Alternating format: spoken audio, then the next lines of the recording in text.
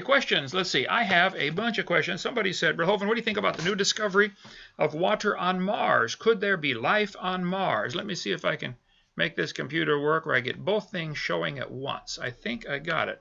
Okay, here's the article about Mars. Where'd it go? Right there. Enter, I think. Yeah. This one from New York Times. Well, it's got to be true if it's in the New York Times. Mars shows signs of having flowing water. Possible niches for life, NASA says. Well, you need to understand, NASA is always looking for some way to keep the funding coming in. I understand they are government funded.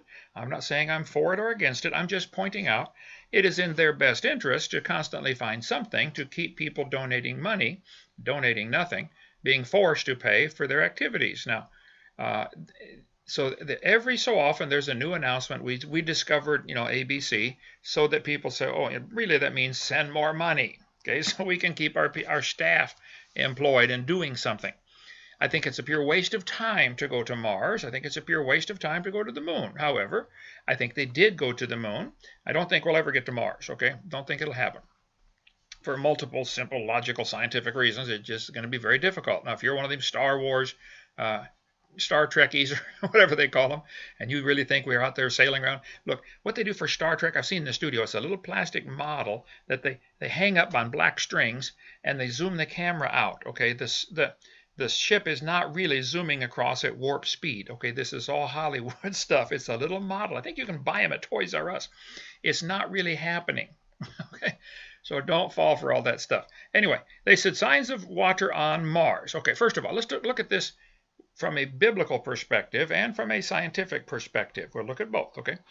From the biblical perspective, the Bible is very clear that Adam called his wife's name Eve because she is the mother of all living. I do not believe, have never believed, and will not believe, unless somehow something is proven scientifically, that there is life on any other planets, okay? There's not even proof there's any other planets. National Geographic, a couple years ago, had a big article about the 3,700 planets found outside of our solar system. And I read the whole thing a couple times, and they said, well, we really don't see these planets. We just see a star wobbling, and we conclude there must be planets going around moving the star, gravitational tug. Oh, so you've never actually seen any of these planets? No. It's real difficult to see Pluto, and that's in our solar system, 5 light hours away. Okay, 5 light, at the speed of light, 5 hours to get there. The nearest star, Alpha Centauri, Proxima Centauri group, is about 4.3 light years away. So do the math. How many 5-hour segments are there in 4.5 years? It's a whole bunch. So they're not seeing any of these planets. None, zero, zip, nada. I'm not saying there aren't other planets. There could very well be. I don't know. But we don't know. Nobody knows. They don't know either. Okay, they're talking through their hat. So if there are planets around other stars, that does not prove a thing as far as life being there. We can see 8 other planets, if you count Pluto, from here, and we know there's no life on them, and over 100 and some moons now they've discovered going around. These planets in our solar system, we know there's no life there so far, so why would we think it's, far away when it can't happen here? There's what's called a Goldilocks zone. After this long National Pornographic article, they talk about all these 3,700 other planets and all the evidence for them, which is gravitational tug primarily, or occlusion, where it goes in front of the star and blocks out the light for a second. Oh, wow, something blocked out the light. Could have been a bug on your lens. Could have been a bird in the air. Could have, you sure it's way out there, not here? Could have been a speck of dust on your eye. I don't know. I'm not saying it was. I'm just pointing out in a court of law, none of this would hold up as evidence for proof of other planets. But after this long article, they said, out of all these 3,700 other planets we've discovered, they always say we've discovered, like we. These atheists write me all the time, Theo, and say, well, we've discovered, like they're part of it, some high school kid. We believe and we know. You don't know any of those things. Shut up. Okay? Just quit pretending. Anyway, they said one of these planets, out of these 3,700 they claim they saw, one might be in what they call the Goldilocks zone. Not too hot, not too cold, just right, Goldilocks. It has to be just the right distance from its star to be the right temperature. Too close like Venus, it's too hot. Too far like Mars, too cold. Then it has to have a protective atmosphere to stop the UV light. Has to have all kinds of things for life to be there. You know, it's very interesting. Earth has all of those, just the right gravitational pull. If Earth was bigger or denser, it would have more gravity and we would all weigh more and a lot of things wouldn't work. What if it weighed less or more? I mean, the weight, the gravitational pull has to be just right. The spin of the Earth has to be just right for photoperiodism, for plants to produce new cells from the sunlight. There has to be just the right mixture of gases, just the right distance for temperature. It's the Goldilocks zone. So in this article, they said 1 might be in the Goldilocks zone. Okay, I, for one, am a skeptic, and I think everybody with half a brain should be a skeptic, saying there is no proof of even other planets out there, let alone life on them, outside of our solar system. So, but NASA is trying to keep the funding coming in. I understand that's normal and natural. They want the funding coming in. But biblically, the Bible says Eve is the mother of all living, and that Jesus Christ died once for all, and he died here. So I don't think there's any way to show biblically that there could be life on other planets, unless you want to include maybe angels and cherubims. That's heavenly beings, which may or may not have a body where they are and come to earth and take on a body. I don't know. The Bible doesn't tell us those things, but I personally don't believe it at all. Secondly, I would point out scientifically, I believe they have discovered rivers, or remnants of rivers, erosion marks, let's put it that way, on Mars. Signs of flowing water. I agree. Now, what does that mean? If we take that and consider that in the fact column, how could that be interpreted? Mars has, or at one time had, flowing water. I don't argue with it. I agree. Probably true. Now what? Well, that leaves a couple of choices. One, Mars had water when it was first created, and it lost it. Could be. Or, Mars might have got that. Believe it or not, there's a great section in Walt Brown's book, which I have right here on my desk, okay? All I have is the 7th edition. He has redone this book 8 times at least. The 8th edition is about 50% bigger. It keeps growing every time. He's got a whole section here about the water on Mars. He has a fabulous theory, and I happen to agree completely with Dr. Brown on this. He's in Phoenix, Arizona. Did you ever meet him when you lived out that way? No? Okay. Dr. Walt Brown, with this book, we sell this at creationtoday.org if you want to get it there. Get the 8th edition. It's a hardback book, pretty expensive and well worth it. I mean, thoroughly researched. Now, I disagree with him. He's not King James, and he doesn't believe in the canopy above the earth before the flood. He's wrong. I'm right. But that's okay. We sat at the airport and talked for 3 hours one time. Great guy. He loves the Lord, wants to do what's right. I believe the Bible clearly teaches above the atmosphere there was a layer of water. Genesis chapter 1, verse 6 and 7 says there was water above the firmament, and it tells us in verse 20 the firmament is where the birds fly. So it's a no-brainer. There's a little thin layer of air around this earth. At this scale, it'd be about as thick as a piece of paper. The air would be. I'm going to exaggerate the vertical exaggeration here. But the canopy of air above the earth is what we're living in and breathing.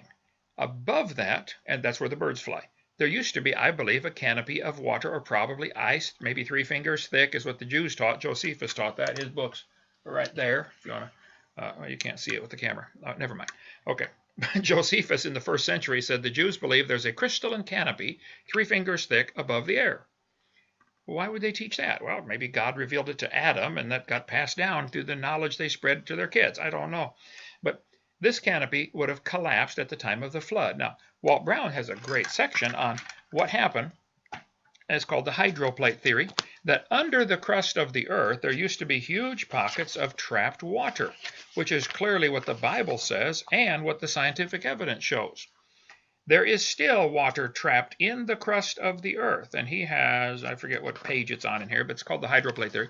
In Psalm 24, verse 1 and 2, and in Psalm 33, and in Psalm 136, those 3 passages each talk about water in the crust of the earth. It says he founded the earth upon the seas. The water that today is in the oceans, covering 70% of the planet, used to be, most of it, trapped in the crust of the earth. I'm just going to wildly pick a number and say 10 miles down, there was water trapped in huge, what we call subterranean, under the earth, terra means earth, subterranean chambers. there is still water in the crust of the earth shooting up through thermal vents all along the mid-Atlantic ridge. You can see all along the middle of the Atlantic Ocean, there is a ridge where the earth is cracked open, and that ridge is probably still spreading. I don't argue with that. But it wasn't millions of years ago. It probably all happened at the time of the flood. This water in the crust of the earth with 10 miles of rock on top of it, well, rock weighs, what, 180 pounds per cubic foot. You know, take 10 miles times 5280, and then times 180 pounds, depending on type of rock. It's a lot of weight, a whole lot of weight. So that pressure on this water down there, once the rock rips open, that water is going to shoot up way beyond supersonic. It's going to shoot up, and Walt Brown does them. He's a physics teacher, or was at the Air Force Academy. He says there's enough pressure with 10 miles of rock to cause the water jetting out to launch things into orbit, or to launch things out of Earth's effective gravitational pull. Well, suppose during that flood in the days of Noah, which would be, according to the Bible, about 4,400 years ago, creation 6,000 years ago, big flood 2,400 BC, or 4,400 years ago, suppose that shot things into space, out of Earth's effective gravitational pull. Rocks and water go shooting up into space because outer space is cold. The water's going to freeze into big snowballs, and we still have these giant ice balls floating around in space, and once in a while the Earth or another planet runs into them like a bug on your windshield. Suppose things got shot off the Earth, and then 1,000 years later, 4,000 years later, we are going around the sun and we smack into it like your car hitting a bug. It's been floating out there in space, or drifting around, or maybe caught in some gravitational orbit. Walt Brown has all that in his book, and I highly recommend it. Anyway, if there's evidence of water on Mars, and I think there is, that doesn't prove there was ever life there. And if they find microbes by drilling in the soil on Mars, that doesn't prove life evolved there. It might have come from Earth when this stuff got shot out there.